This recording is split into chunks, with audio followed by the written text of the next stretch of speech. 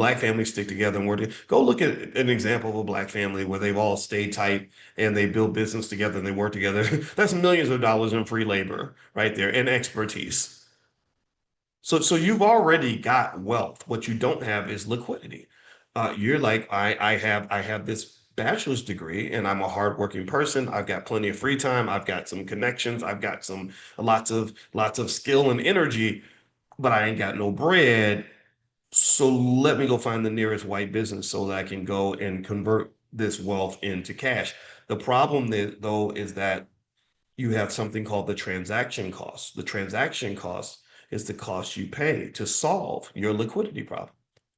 Does that make sense? Let me know. Let me like I'm using a lot of financial terms today. Give me a yes if you're getting what I'm saying here. Let me know if you're picking up what I'm putting down because I want to make sure that I don't lose anybody on this.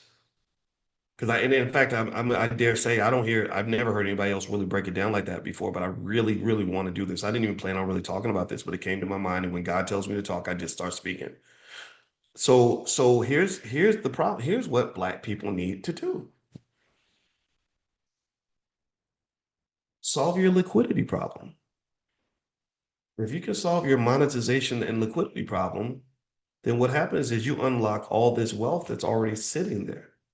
It's like no, it's like I'm broke. I can't afford a sandwich, but I've got $1 billion worth of oil in the ground.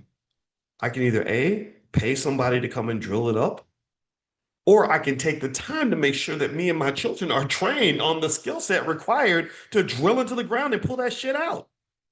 Why are you going to college and spending 4 years learning all the wrong stuff? That's what happens. You have millions of black kids that go to college. Well, what do? I major in business management. Well, how about you major in how to create a business first? Then you can manage the thing you create. What you gonna manage? That's like saying I studied how to drive cars.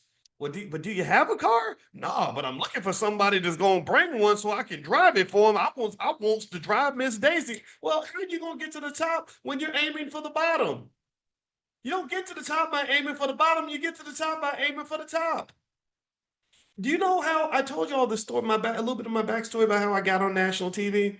I got on national TV because I had people that tried to do what I did, and they would start with local TV networks. They would start doing local media and then hope that they could work their way up to national media. I said, why not just start in national media instead of me? The same energy it takes for me to call 8 local TV stations is the energy it takes for me to call CNN and CBS and ABC. So I might as well just start at the top.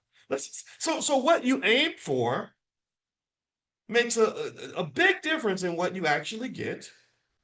Also, it impacts your possibilities, and what you aim for also is a product of how you see yourself. A lot of us aim for the bottom because we don't think we deserve nor are we capable of getting anything that's up at the top.